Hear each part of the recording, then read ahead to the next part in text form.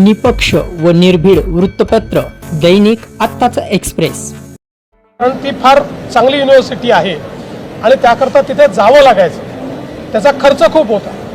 पण आता जे लोक जाऊ शकत नाही त्यांना तेच एज्युकेशन या ठिकाणी मिळणार आहे। ज्या पद्धतीने यजमानपद आपल्याकडे होतं पुढच्या काळात पण राहणार आहे सांगितलं गेलेलं आहे। बेसिकली याचा बेनिफिट जो अपेक्षित आहे तो महाराष्ट्रात होईल असं दिसतं तुम्हाला? म्हणजे आता 1000 कोटी जे सांगतात आपण त्यापेक्षा अधिक होईल ठीक आहे? कालपासून मी या क्षेत्रातल्या ज्या लोकांची इंटरॅक्शन करतोय त्या सगळ्यांचं म्हणणं आहे की अशा प्रकारच्या एका प्लॅटफॉर्मची आवश्यकता होती।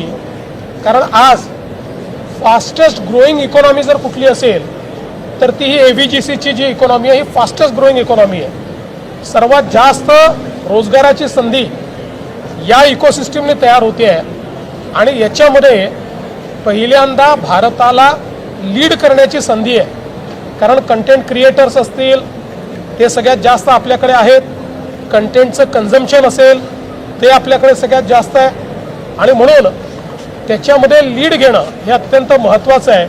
आणि या वेव्समुळे तेच आपण या ठिकाणी घेऊ शकलेलो आहोत आणि मुंबई या AVGCच्या रिव्होल्युशनची एक अघोषित राजधानी आता या इव्हेंटमुळे झालेली आहे। सर, दुसरीकडे AI वगैरे जे सॉफ्टवेअर वगैरे येत आहेत त्या संदर्भामध्ये काही वेगळे बोलणी झाली आहेत का?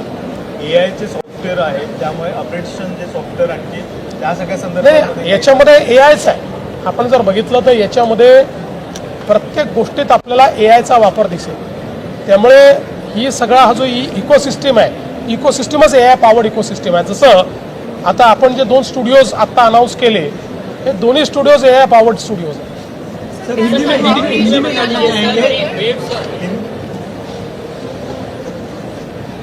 मुझे बहुत खुशी है कि world audio visual entertainment summit waves का आयोजन मुंबई में हुआ। भारत सरकार ने महाराष्ट्र को और मुंबई को इसको होस्ट करने का मौका दिया।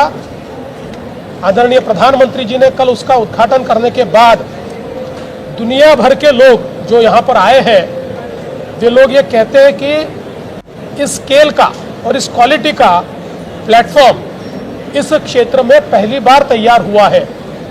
ये क्षेत्र ऐसा है जिसमें हम लोग लीडरशिप कर सकते हैं और उसी की ओर हम लोग जा रहे हैं क्योंकि इसमें इकोनॉमिक ग्रोथ है, इसमें एम्प्लॉयमेंट है और एक मल्टीप्लायर इफेक्ट है। और इसी के चलते हमारे वेव्स के प्लेटफॉर्म पर कुछ बहुत अच्छे MOUs हुए हैं, जिसमें पहला आज NSE ने एक वेव्स इंडेक्स शुरू किया है।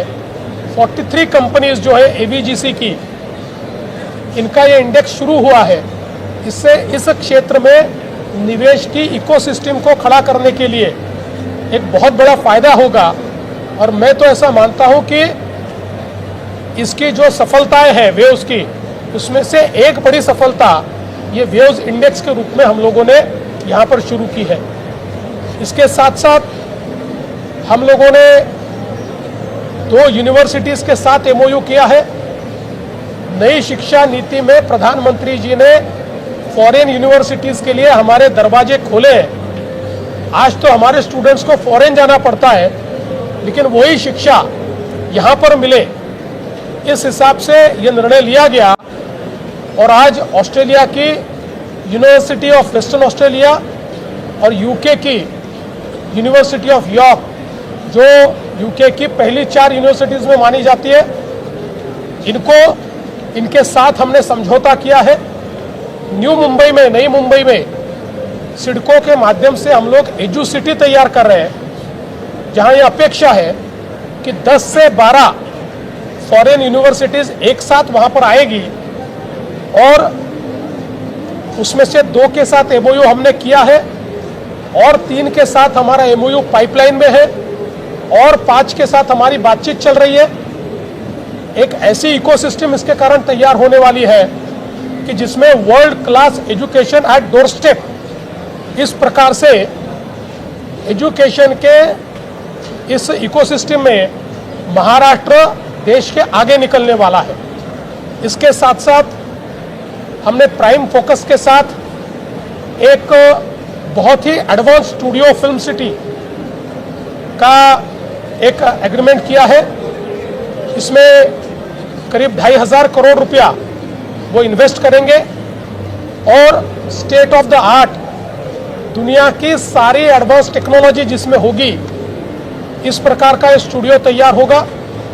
उसके साथ साथ गोदरेज भी पनवेल में ऐसा ही एक स्टूडियो तैयार कर रहा है, एक फिल्म सिटी तैयार कर रहा है, जहां पर 2,000 करोड़ रुपए का निवेश होगा। और इन 2 स्टूडियोज के कारण दुनिया भर की जो पोस्ट प्रोडक्शन की फैसिलिटी है वो भारत को मिलेगी और बहुत बड़े पैमाने पर रोजगार का निर्माण भी भारत में होगा। तो मैं ऐसा मानता हूं कि एक बहुत ही महत्वपूर्ण इस प्रकार के ये एमओयूज हमने किए हैं। तकरीबन 8,000 करोड़ रुपए के एमओयूज है और मैं ऐसा मानता हूं इसकी कीमत से भी ज़्यादा इसका जो मल्टीप्लायर इफेक्ट है वो बहुत बड़ा है। इससे जो इकोसिस्टम खड़ी हो रही है वो बहुत बड़ी इकोसिस्टम खड़ी हो रही है। देखिए, ऐसा लगता है कि ये जो यूनिवर्सिटीज़ है ये शायद इसी साल अपना एक प्रकार से भूमि पूजन करेगी और दोनों स्टूडियोज ने भी यही कहा है कि उनका भी प्रयास है कि इसी साल वो लोग काम की शुरुआत करें। Considering the common people who are unable to afford foreign universities, how important are these MOUs and how it will change the Maharashtra situation? देखिए, मैं ऐसा मानता हूँ कि आज हमारे देश से बहुत ज़्यादा पैमाने पर हमारी युवा शक्ति विदेशों में सीखने के लिए जाती है। इसमें पैसा भी ज़्यादा लगता है और हमारे पैसे पर वहाँ की अर्थव्यवस्था को भी मजबूती मिलती है। लेकिन अब उन्हीं यूनिवर्सिटीज़ को भारत में लाने के कारण जो अफोर्ड नहीं कर सकते ऐसे लोगों को भी एजुकेशन मिलेगा और साथ में हमारी ही अर्थव्यवस्था में ये सारा पैसा रहेगा। तो इसका एक डबल इफेक्ट हमको देखने को मिलता है। Sir, being an influencer is rising a lot, but do you think this is something that can be taken as a long-term career by Gen Z and other people? अभी ऐसा लग तो रहा है कि एक लॉन्ग टर्म करियर के रूप में इसको परस्यू किया जा सकता है। देखिए, जब भी कोई नई चीज़ होती है, जब कोई एक नया आइडिया आता है, कोई एक नया ट्रेंड आता है, तो अपने इथोस वो तैयार करता है। और अभी इन्फ्लुएंसर्स ये कम्युनिटी तैयार हुई है। इस कम्युनिटीज़ के अपने इथोस धीरे धीरे तैयार होंगे और उसके कारण ये कम्युनिटी एक लॉन्ग टर्म सस्टेनेबिलिटी प्लान अपने आप तैयार करेगी, ऐसा मेरा मानना है।